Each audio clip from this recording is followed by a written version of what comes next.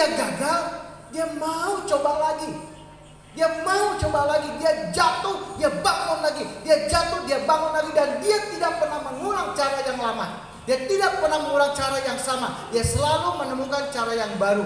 Kalau cara yang baru itu ternyata membawa dia juga gagal, maka dia akan cari lagi. Dia cari lagi, dia cari lagi, dia cari lagi. Tetapi orang pecundang atau kalah, atau orang yang gagal, dia hanya mengalami beberapa kali kegagalan saja, tetapi dia sudah menyerah. Ya, dia sudah menyerah. Kalau dia sudah menyerah, tadi dikatakan bisnis selesai. Ya, kalau kita sudah menyerah, berarti bisnis kita selesai. Hari ini kita mengangkat sebuah tema. Ya, sebuah tema. Masih ingat temanya apa? Temanya membangun kepercayaan, berdiri di atas kepercayaan untuk membangun kebersamaan, untuk menuju sukses. Jadi pertanyaannya adalah, apakah kita percaya? Apakah kita yakin terhadap bisnis yang kita jalani? Kalau kita tidak yakin dan kalau kita tidak percaya terhadap upline kita, kalau kita nggak percaya kepada downline kita, apalagi kalau kita nggak percaya kepada diri kita sendiri, maka bisnis ini tidak akan pernah bisa bertumbuh dan berkembang. Pada hari ini forumnya namanya adalah Business Motivation. Tahu artinya bisnis? Tahu artinya motivasi? Bisnis itu adalah sebuah aktivitas komersial. Ingat ya, bisnis adalah aktivitas komersial yang harus menghasilkan keuntungan bertumbuh. Sebuah kegiatan, sebuah aktivitas komersial yang harus menghasilkan keuntungan bertumbuh. Mbak Fiti tadi mengatakan jangan puas dengan 2 juta, jangan puas dengan 20 juta, jangan puas dengan 200 juta. Tetapi kalau kita mau hasilnya bertumbuh, maka itulah target kita. Ya, itulah target kita. Mbak Ana mengatakan measurable. Kalau sekarang bonus kita 2 juta, jangan langsung lonjak 200 juta karena in proses. Harus masuk dalam proses. Harus bertumbuh dari 2 juta menjadi 4 juta, menjadi 6 juta, menjadi 8 juta. Pada akhirnya kita akan sampai ke titik 200 juta. Ya, harus masuk dalam proses. Jadi aktivitas komersial yang harus menghasilkan keuntungan yang bertumbuh. Kalau dalam 2 tahun keuntungan kita tidak bertumbuh, tolong balik ke aktivitasnya lagi. Mungkin ada yang salah di dalam aktivitas tersebut. Ya, mungkin ada yang salah dalam aktivitas tersebut sehingga aktivitas kita tidak menghasilkan hasil yang bertumbuh. Ya. Kegiatan komersial kita terdiri dari berapa banyak sih kegiatan komersialnya? Kegiatan komersial kita sebenarnya cuma ada 4 saja. Cuma ada 4 saja. Dan ini hanya menuntut investasi waktu selama 8 jam 1 minggu. 8 jam 1 minggu. Kita bekerja 1 hari 8 jam. Kalau status kita adalah pegawai negeri sipil atau pegawai negeri atau ada pegawai swasta. Ya, kalau kita berbisnis sendiri, buka toko, ya, jualan pulsa atau jualan dan lain sebagainya, atau profesi sebagai guru atau dosen, kan tetap harus beraktivitas kan? 8 jam minimal 1 hari. Sedangkan di DEP hanya menuntut kita bekerja 8 jam seminggu.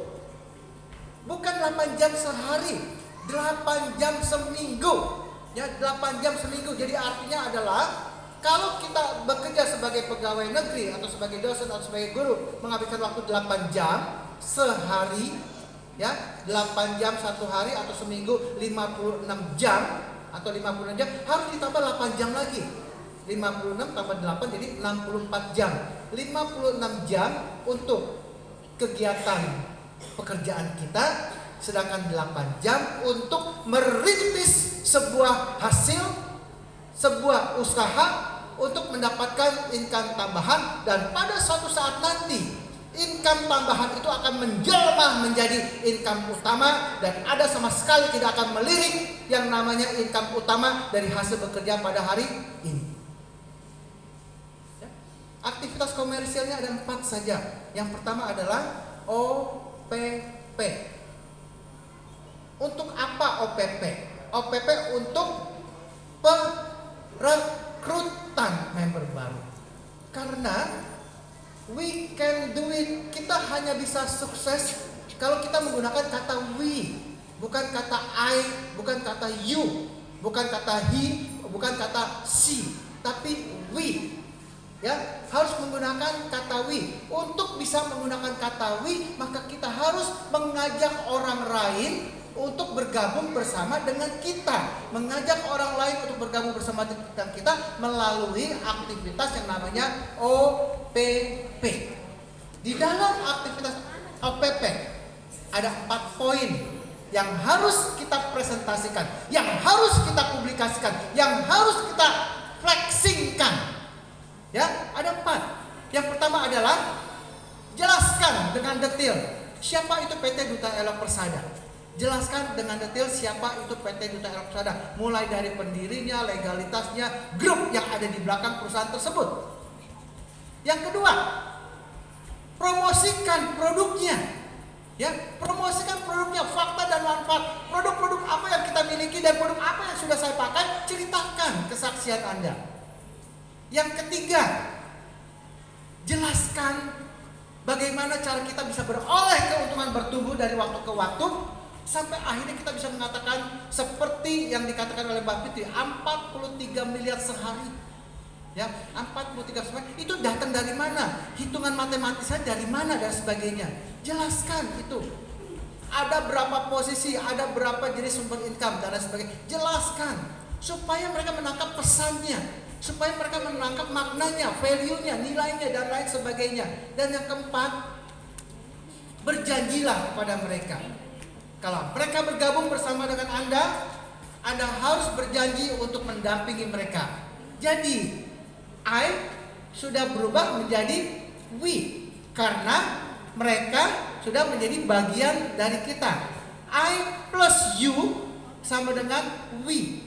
Saya dan mereka menjadi kita.